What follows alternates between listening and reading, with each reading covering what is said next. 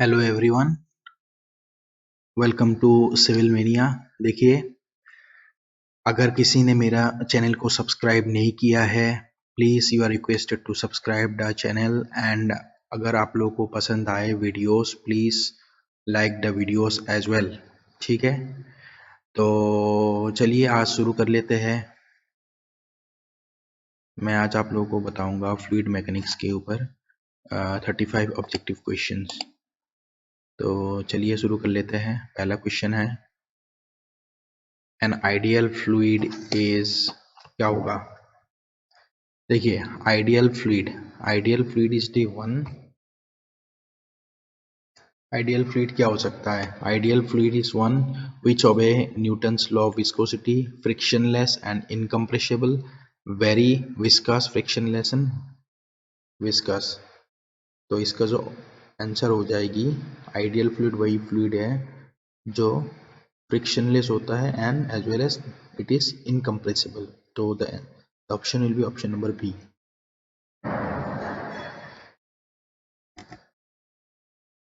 Next question है, Newton's law of viscosity relates to. Newton's law of viscosity जो है that is related to, पहला है intensity of pressure and rate of angular deformation viscosity, second है viscosity and rate of angular deformation, third है among shear stress, viscosity and temperature, and fourth है none of the above. तो देखिए, हमें पता है न्यूटन्स लॉ ऑफ विस्कोसिटी जो है, according to the Newton's law of viscosity, shear stress is directly proportional to the rate of change of angular deformation। तो अगर इसको लिखूं मैं अच्छी तरह, shear stress is equal to the dynamic viscosity into d theta by dt।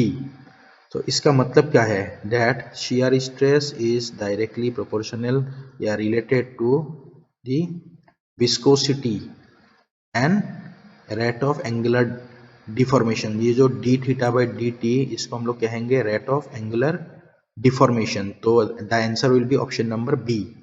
उसके बाद next question है, in M K S gravitational system of unit the unit for mass is. M K S system में unit क्या हो जाएगी? Mass की। The unit in M K S system is for mass, it will be kg, kilogram. Option number A. Next question, for the fluid the shear stress was found to be directly proportional to the rate of angular deformation, the fluid is classified as। देखिए, जो fluid है, अभी अभी मैंने आप लोगों को बताया था कि that shear stress is equal to dynamic viscosity into rate of angular deformation। सो यहाँ पे कह रहा है कि for the fluid the shear stress was found to be directly proportional to the rate of angular deformation, the fluid is classified as। किस तरीके का fluid होगा? देखिए, ये जो है फॉर्मूला, ये न्यूटन्स लॉ के हिसाब से है। So the fluid will be classified as the Newtonian fluid, option number C. उसके बाद नेक्स्ट क्वेश्चन है, poise is the unit of. देखिए, दो विस्कोसिटी है, एक हो गया हम लोग की डायनेमिक विस्कोसिटी, ठीक है, एक हो गया डायनेमिक विस्कोसिटी और दूसरा हो गया हम लोग की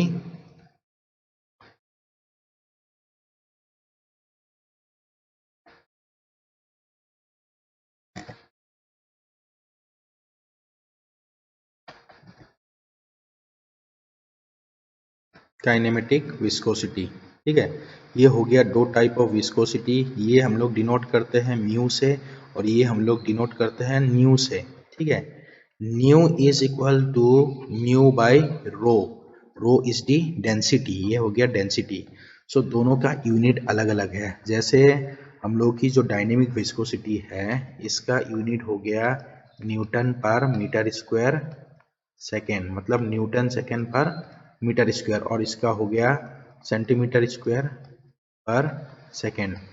तो और एक चीज, या तो Newton per metre square second में लिख सकते हैं, या तो इसको हम लोग लिख सकते हैं poised.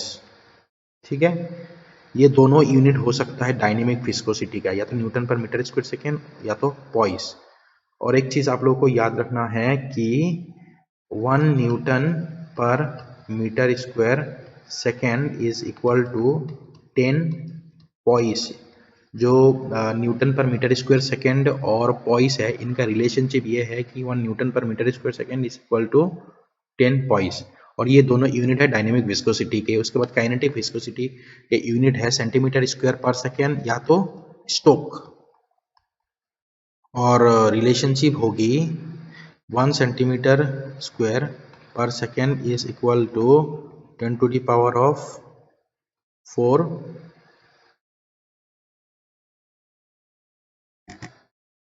Sorry 1 centimetre square is equal to 1 stoke. ठीक है, या तो 1 सेंटीमीटर स्क्वायर पर सेकेंड या तो 1 स्टोक। लेकिन अगर हमें कभी कभार मीटर स्क्वायर पर सेकेंड में लिखना है तो हो जाएगी हम लोगों का 1 metre square per second is equal to 10 to the power of 4 stoke. तो ये हो गया रिलेशनशिप। सो जो पॉइस जो है, पॉइस हम लोग की जो है, ये यूनिट किसका है? डायनेमिक विस्कोसिटी का। लेकिन यहाँ पे मास डेंसिटी है, काइनेमेटिक है, विस्कोसिटी और वेलोसिटी ग्रेडियंट। डायनेमिक विस्कोसिटी नहीं है, इसीलिए हम लोग ऑप्शन टिक करेंगे ओनली विस्कोसिटी।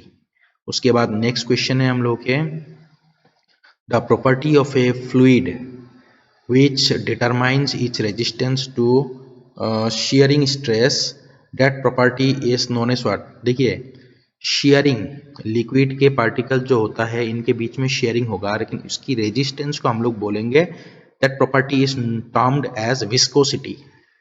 उसके बाद नेक्स्ट क्वेश्चन में आ जाते हैं, if the diameter of a capillary tube is doubled the capillary rise will be. Capillary rise जो है, कैपिलरी राइज की फॉर्मूला है, capillary rise is equal to twice of और 2 times of surface tension into the cos of the alpha divided by radius r into the gamma w। Gamma w is the unit weight of water, r is the radius of the capillary tube, ts is the surface tension और cos of alpha, alpha is the angle। ठीक है,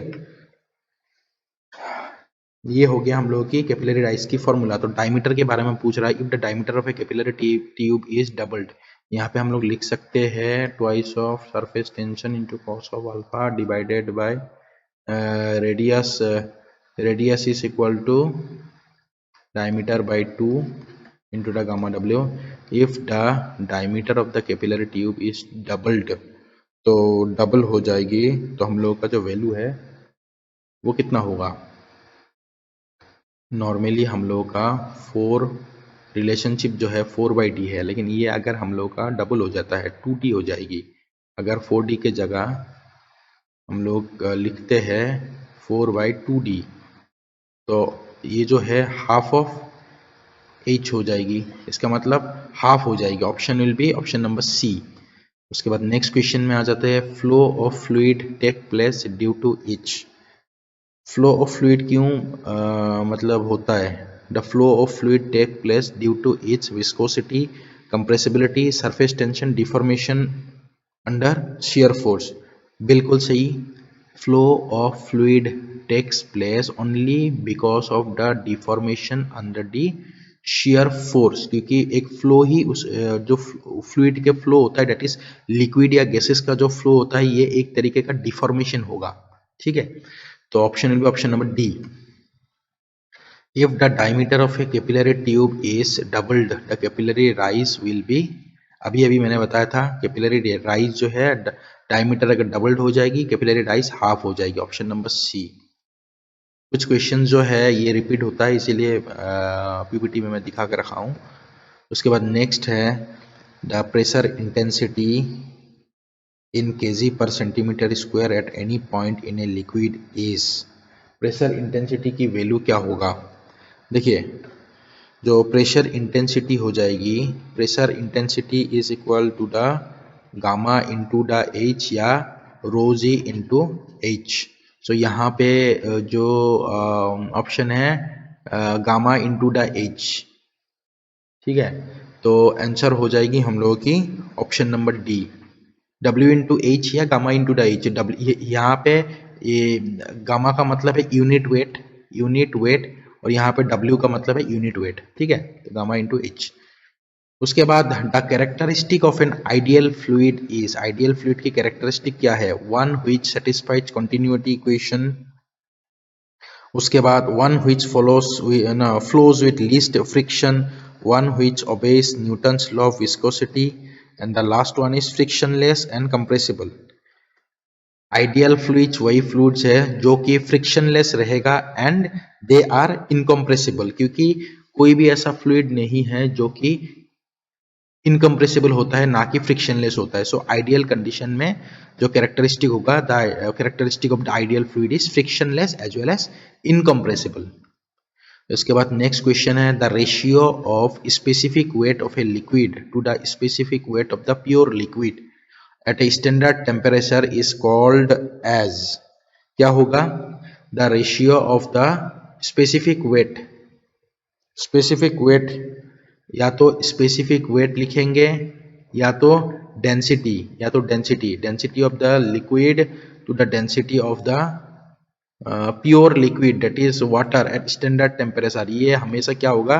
this ratio is called as the specific gravity of liquid. ठीक है, this one is known as the specific gravity of liquid because दोनों का जो है ratio density या specific weight by specific weight है, इनका कोई यूनिट नहीं है, यूनिट लेस है, जो कि यूनिट लेस का सिर्फ स्पेसिफिक ग्रेविटी ही ऐसा टर्म है जो यूनिट लेस है, क्योंकि डेंसिटी का यूनिट होता है, ठीक है, मास बाय वॉल्यूम का यूनिट, तो इसीलिए स्पेसिफिक ग्रेविटी होगा option.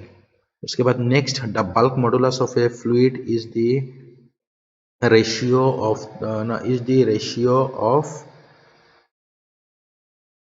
shear stress to shear strain। ये बल्क मॉडुलस नहीं होगा, ये हो जाएगी रिजिडिटी मॉडुलस या shear modulus. Second increase in volume to the viscosity of fluid, ना increase in pressure to the volumetric strain, बिल्कुल सही है। बल्क मॉडुलस जो कि हम लोग K से डिनोट करते हैं, K is the ratio of the change in pressure या increase in pressure to the volumetric strain. Volumetric strain मतलब change in volume by original volume. So the answer will be option number C. Next question है capillary rise is a phenomenon that is attributed to the following property of fluid. कौन सी property? Capillary rise is a phenomenon that is attributed to the following property. कौन सा property होगा? Vapour pressure, viscosity, density and surface tension. देखिए capillary rise के अभी भी मैंने फॉर्मूला लिखा था 4 times of surface tension into the cos of alpha divided by diameter into the gamma W. तो ये जो है कैपिलरी राइज ये directly proportional to surface tension होगी। So it is a phenomenon that is attributed to surface tension. उसके बाद next question है specific gravity has a unit. Specific gravity का यूनिट क्या होगा? अभी मैंने बताया था कि स्पेसिफिक ग्रेविटी एक ऐसा टर्म है जो कि यूनिट लेस होगा, इसका कोई यूनिट नहीं होगा, it is a dimensionless. So option will answer will be option number D, no unit और डायमेंशन लेस। उसके बाद नेक्स्ट क्वेश्चन है a fluid which is incompressible and is having no viscosity is, कौन सी type of fluid होगा? अभी ये question भी मैंने रिपीट किया था कि कोई भी फ्लूइड इनकम्प्रेसिबल नहीं हो सकता, ना कि विस्कोसिटी उसमें नहीं होगा, तो ऐसा कोई फ्लूइड ही नहीं है। So such type of fluid is termed as ideal fluid. Ideal fluid is the one which is incompressible as well as it is having no viscosity. Then उसके बाद नेक्स्ट क्वेश्चन है हम लोग के capillarity is due to. Capillarity जो है it is because of due to surface tension, cohesion, viscosity, vapour pressure. So capillarity जो है this one will be because of the surface tension, cohesion, viscosity, vapor pressure and weight density of liquid. The option will be capillarity is because of surface tension, that is option number C जो होगा। ठीक है, इसके बाद next है with increase in temperature the viscosity of air and water varies as। देखिए temperature जब बढ़ेगी तो water as well as air, तो एयर की जो है विस्कोसिटी वो इंक्रीज हो जाएगी टेम्परेचर के साथ directly proportional. Temperature is directly proportional to air, but temperature is inversely proportional to water, मतलब टेम्परेचर जब बढ़ेगी तो उस समय क्या होगा, एयर की जो विस्कोसिटी है वो बढ़ेगी, और टेम्परेचर जब बढ़ेगा मतलब ज़्यादा गर्म होगी तो वाटर क्या हो जाता है, वाटर वेपराइज फॉर्म में होता है। इसका मतलब क्या है, उसकी जो विस्कोसिटी है वो कम हो जाता है। तो temperature is directly proportional to viscosity of air and inversely proportional to the viscosity of water. तो ऑप्शन जो है आंसर हो जाएगी इसका ऑप्शन नंबर ए। इसके बाद नेक्स्ट क्वेश्चन है surface tension. Surface tension acts in the plane of internal interface normal to any line in the surface. It is known as capillarity. It is a function of the curvature of the interface, decreases with fall in temperature. Surface tension जो है, तो surface tension जो है ये हमेशा किस में act होगी, it will always act in the plane of interface which is normal to the any line in the surface. So the option will be answer number A. Surface tension जो है हमेशा ही प्लेन ऑफ इंटरफेस में act होती है। जैसे मान लीजिए दो लेयर है, दो लेयर के बीच में जो भी इंटरफेस हो गया या जो भी लेयर होगी दैट लेयर में एक्ट होगी सरफेस टेंशन। उसके बाद नेक्स्ट है when the adhesion between molecules of a fluid is greater than adhesion between fluid in the glass, then the free level of fluid in the glass tube dipped in the glass vessel will be same, lower, higher। कौन सा हो जाएगा, देखिए मैं इसमें बता रहा हूँ आप लोगों को, adhesion between the molecules of the fluid is greater than the adhesion between fluid and the glass. इसका मतलब है जो ये मान लीजिए एक ग्लास ट्यूब है, इस ग्लास ट्यूब में अगर एडिशन ज़्यादा होगा molecules of the fluid is greater adhesion between the fluid and the glass, fluid and the glass. देखिए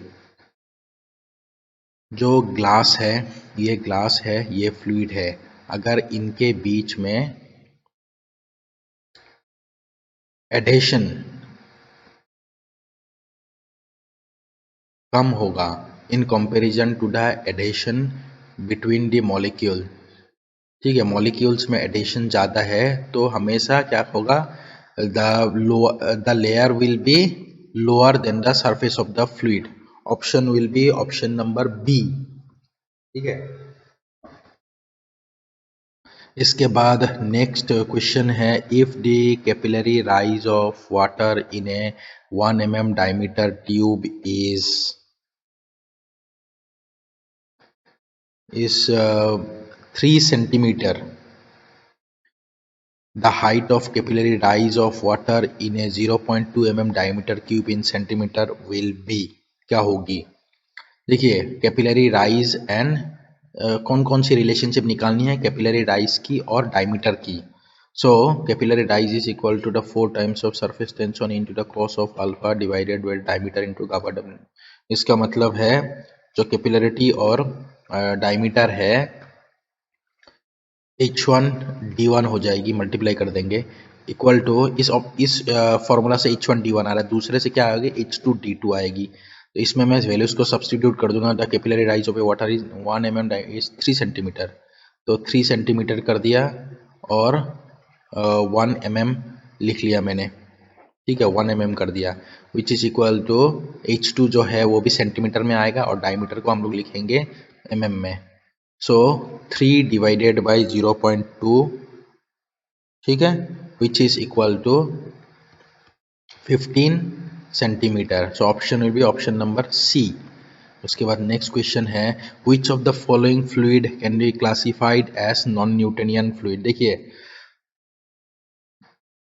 kerosene oil and diesel oil दोनों ही न्यूटनियन फ्लूइड है। ह्यूमन ब्लड एंड टूथपेस्ट ये non Newtonian fluid है। Diesel oil and water Newtonian fluid है। Kerosene and water Newtonian fluid है। So the option will be, इसमें answer जो है the answer will be option number B, ठीक है। Human blood and toothpaste both are non Newtonian fluid. क्यों, actually reason ये है कि जो ह्यूमन ब्लड और हम लोगों का टूथपेस्ट जो है ये दोनों ही बिंघम्स प्लास्टिक टाइप ऑफ फ्लूइड है, ठीक है। तो इसीलिए ये दोनों फ्लूइड जो है नॉन न्यूटनियन है। इसके बाद नेक्स्ट है the property of fluid by virtue of which it offers as resistance to shear is called as, by virtue of which it offers resistance to shear, resistance to shear। तो इसका जो answer है वो कौन सी होगा, resistance to shear it is viscosity, ज्यादा viscosity होगा तो ज्यादा रेजिस्टेंस होगा to shear. Answer will be option number D. Next question है the unit of kinematic viscosity. अभी अभी मैंने आप लोग को बताया था कि जो काइनेमेटिक विस्कोसिटी है इसका यूनिट हो गया either centimetre square per second और स्टोक या तो metre square per second. So the option will answer will be option number A. Next question है the difference of pressure between the inside and outside of the liquid drop is, what will be the difference? The difference will be, the difference of pressure will be between inside and outside. जो एक liquid droplet है, एक liquid drop है, इसके outside में और inside में difference क्या होगा? The difference will be 2t divided by r, that is the answer will be option number D। But for the soap, देखिए ये जो है डिफरेंस ये सिर्फ लिक्विड ड्रॉपलेट के लिए है।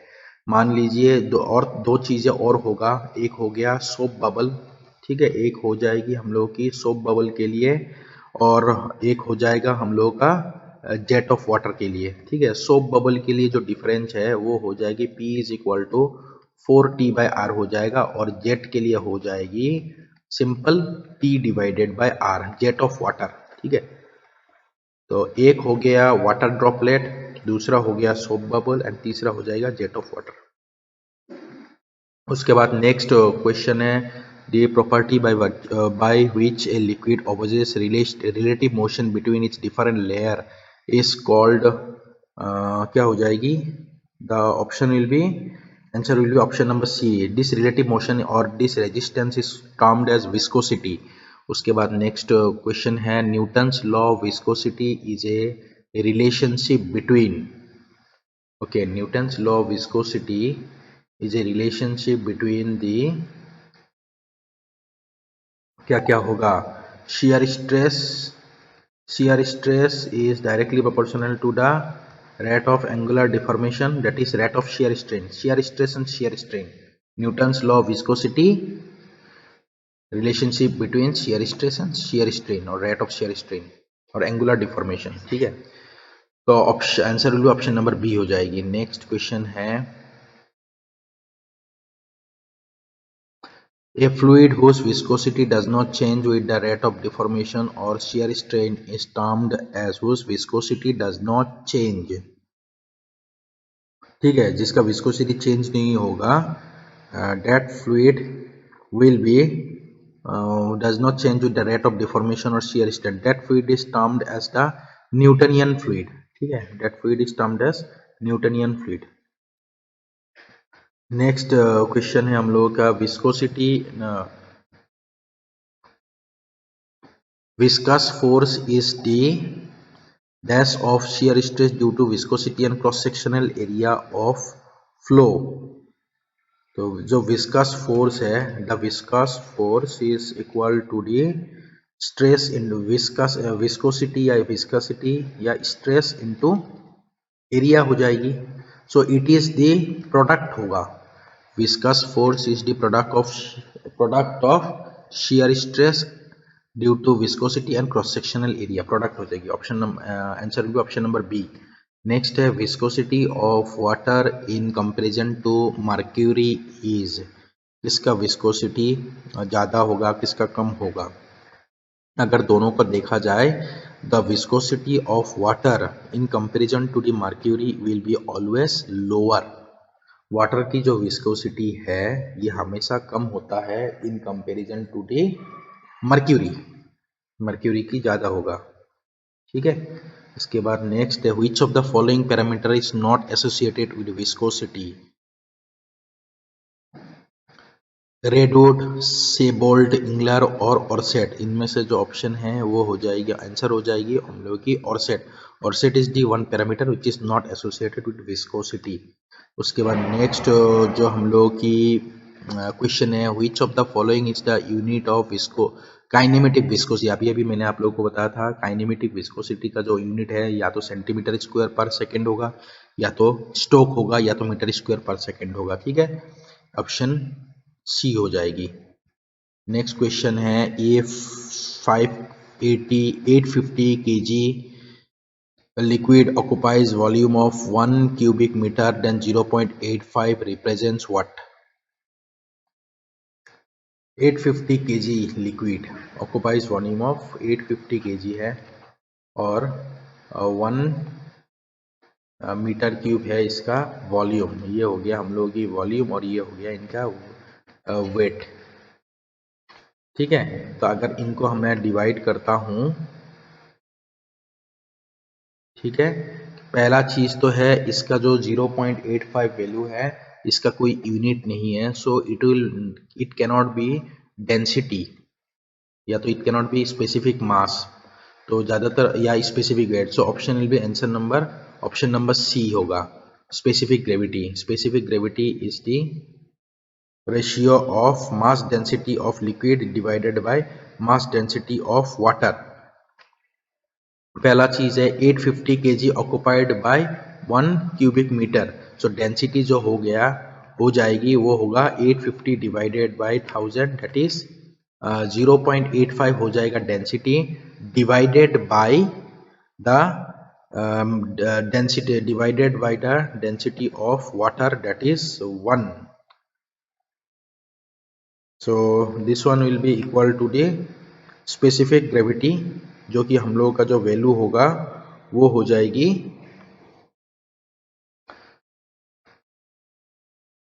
0.85। ये वैल्यू जो है ये एक्चुअली है density of this volume of liquid divided by density of water 1 ग्राम पर सीसी, और दोनों ही, तो दोनों की यूनिट कैंसिल हो गया, so the 0.85 represents specific gravity की यूनिट नहीं है।